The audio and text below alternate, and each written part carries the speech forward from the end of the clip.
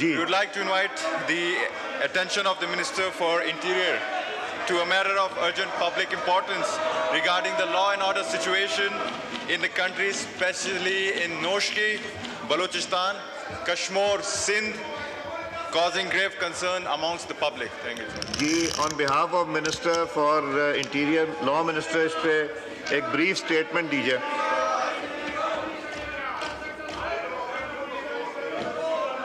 The Balochistan government is taking steps to punish the terrorists involved in the Noshki incident. Federal government is extending all help to the government of Balochistan through various federal institutions whenever and wherever it is required. Efforts are underway to dismantle the infrastructure of the terrorist organization in the area, sir. इसी तरह sir Kashmir के हवाले से भी जो Sindh police है, they have been engaged to take effective legal measures against the criminals in Kashmir district. The Sindh police has launched an operation in this regard, which is continuing. It is assumed that criminals will be brought to justice. और sir federal government की जो agencies हैं, दोनों जगहों पे sir federal government agencies are on their toes to support the provincial governments and needless to say कि ये provincial subjects हैं तो उनमें जितनी सपोर्ट चाहिए फेडरेशन की वो दी जा रही है. ये बड़े पुराने इश्यूज हैं, वक्त के साथ साथ ये हल होंगे. बहुत शुक्रिया. रईसानी साहब एक सवाल कीजिए.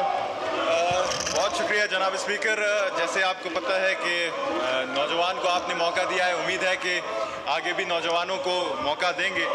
जनाब स्पीकर, आज से एक क्वेश्चन कीजिए इनको. जी. क्वेश्चन इज जनाब स्पीकर, हम जब बलूचिस्तान से निकलते हैं तो हम अपने, शायद यहाँ पे किसी ने कफन देखा नहीं है, हम अपने घरों से निकलकर कफन बांध कर सरों पे निकलते हैं.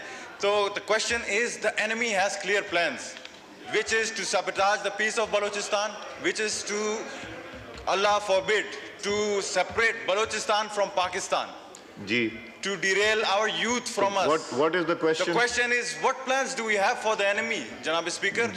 Law Minister sir, on behalf of Interior Minister. Thank you so much, Mr. Speaker. Sir, देखिए ये एक दो रोज़ की कहानी नहीं है.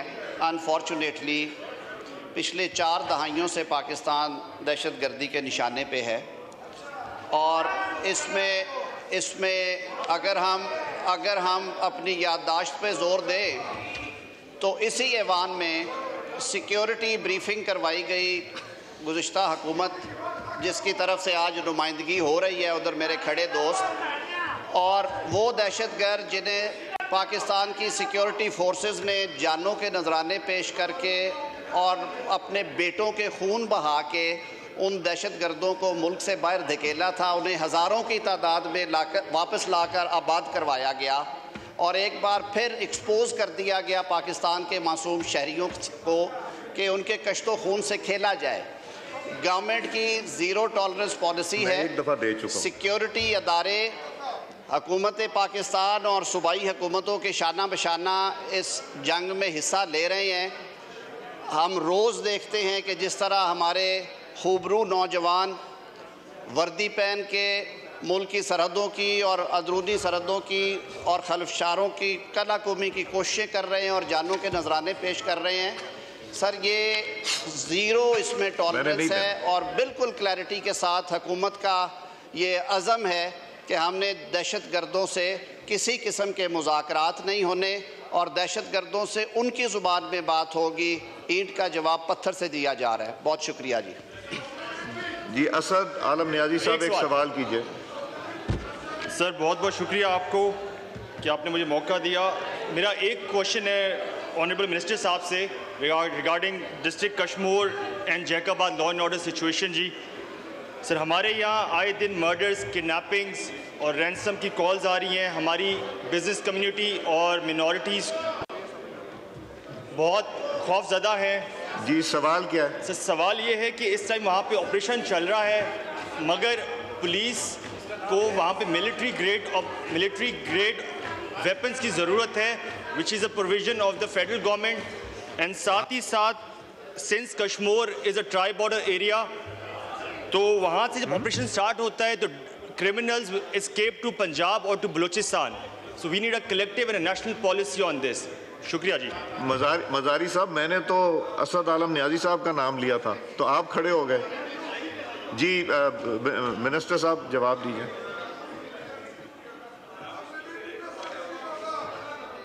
ऑपरेशंस हैं वो जाहिर है सूबाई हुकूमत की ज़िम्मेदारी है, और सूबाई हुकूमत अपनी ज़िम्मेदारियाँ का एहसास करते हुए कमाका उस पर अपना काम कर रही है।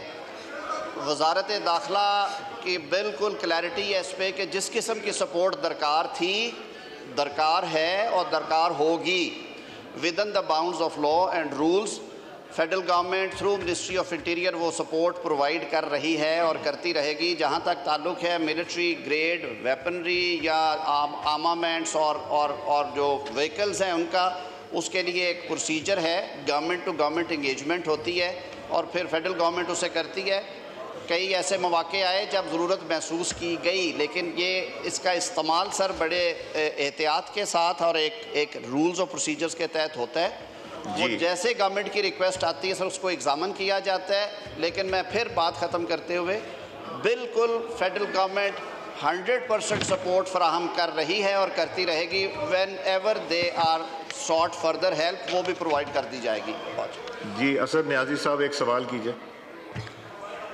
जनाब speaker, thank you so very much. जो हमारे ऑनरेबल मिनिस्टर साहब ने कहा है कि ये प्रोविंस की रिस्पॉन्सिबिलिटी है और ये फेडरल गवर्नमेंट की रिस्पॉन्सिबिलिटी नहीं है, लेकिन हम उनको फुली सपोर्ट करेंगे। सर मैं ये समझता हूँ और मेरा क्वेश्चन भी यही है कि ये जो नोशकी में ईद के तीसरे दिन जो वाक़या हुआ है, ये रात के टाइम बसों से उतार के वो शनाख्ती कार्ड चेक करते रहे और जो लोग पंजाब से थे उनको मारा गया। सर ये हमें देखना है। सवाल मेरा ये है सर, ये इतना आसान नहीं है। We have to go in the deep root cause और वो हमें फेडरल लेवल पे जाना होगा, बिकॉज मैं ये समझता हूँ कि ये जब इंडिया में इलेक्शन होता है तो हमारे यहाँ टेररिज्म की हिस्ट्री उठा के देख लें कि ये टेररिज्म की एक वेव आती है। What is the question? My question is कि federal government should give a internationally this thing कि ये ईरान जो इंडिया है उसकी जो एजेंसी है रॉ की, ये सब कुछ वो करवा रहे हैं सर, और हमें अपने फॉरेन ऑफिस को ये हर जगह पे whether it's UN, whether it's डोकेना, जो भी इंटरनेशनल एजेंसीज हैं उसके सामने ये पॉइंट लेके जाना चाहिए। दूसरी बात सर, अफगानिस्तान के अंदर इंडिया के 30 कॉन्सुलेट हैं सर। क्या वो कॉन्सुलेट जो बनाए गए हैं वो किस लिए बनाए गए हैं? वो कुछ टूरिज्म के लिए बनाए गए हैं 30? ये इंडिया के अफगानिस्तान के अलावा किसी मुल्क में इतने ज्यादा नहीं है। तो I think we need very clearly minister law personal explanation. जो पाकिस्तान में हुकूमती निज़ाम है वो आईने पाकिस्तान के तहत चलाया जाता है। उसमें रूल्स ऑफ बिजनेसेस हैं, एलोकेटेड एरियाज़ हैं। मैंने सिर्फ ये कहा था कि लॉ एंड ऑर्डर प्राइमरीली सूबों की ज़िम्मेदारी है और फेडरल गवर्नमेंट हर वक्त दस्तयाब है एज़ एंड व्हेन रिक्वायर्ड। और फेडरल गवर्नमेंट ने कभी कोई दकीका फ़रोगुज़ाश्त नहीं किया, वो सिंध हो, पंजाब हो, बलूचिस्तान हो, खैबर पख्तूनख्वा हो, पाकिस्तान के चप्पे चप्पे में जहाँ पे फेडरल गवर्नमेंट की सपोर्ट की ज़रूरत है वो मौजूद रही है, मौजूद है और मौजूद रहेगी। दूसरी बात जो कही कि टेररिज्म जो है वो अक्रॉस द बॉर्डर उसकी स्पॉन्सरिंग होती है। जब भी सर किसी इंसिडेंट में ट्रेसेस मिलते हैं तो उसका एक तरीक़ाकार है। वज़ारत ख़ारजा on the basis of solid evidence and information gathered by intelligence agencies, वो उस मुल्क के फ़ौरन जो एनवाई हैं, हमारे मुल्क में सफ़ीर हैं, उनको बुला के एहतजाज रिकॉर्ड करवाते हैं। और यही सर एक तरीक़ाकार है जो कि राइज है पूरी दुनिया में। दूसरी बात मोअज़्ज़ज़ फ़ाज़िल रुकन ने की, अफ़गानिस्तान में जो काउंसिल खाने खुले हुए हैं नेचुरली ये एक सॉवरन स्टेट है अफ़गानिस्तान, और उसका एक दूसरी सॉवरन फॉरेन स्टेट के साथ किस तरह का वो रिश्ता ताल्लुक़ रखना चाहते हैं, ये डिसीजन उनका है। जब वो पाकिस्तान की इंटरनल एक्सटर्नल सिक्योरिटी की हद तक थ्रेटनिंग बनते हैं तो पाकिस्तान फ्लैग रेज करता है और हम अप्रोप्रिएट फोरम पे अपना एहतजाज रिकॉर्ड करवाते हैं। बहुत शुक्रिया जी। स्पीकर अयाज सादिक की ज़ेर सदारत कौमी असम्बली का इजलास जारी है।